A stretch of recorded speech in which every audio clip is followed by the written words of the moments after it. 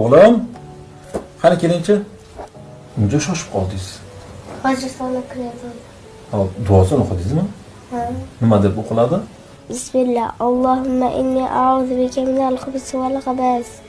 Alloh taolaning ismi bilan, ey Alloh, men sendan erkak va urg'ochi jinlardan panoh berishingni so'rayman degani. Chiqishdagi duoni ham o'qidingizmi? Nima deyiladi chiqishda?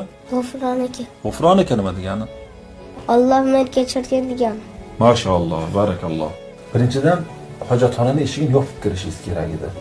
Ikkinchidan, odam tik turib yoziladigan bo'lsa, najosat atrofga sachrab iflos bo'ladi. Keyin kiyimlariga sachraydigan bo'lsa, u sachragan kiyimlar bilan namoz o'qishlik mumkin emas. Alloh taolo pokdir, pokizalikni yaxshi ko'radi. Tushundingizmi bolam? Mashalloh.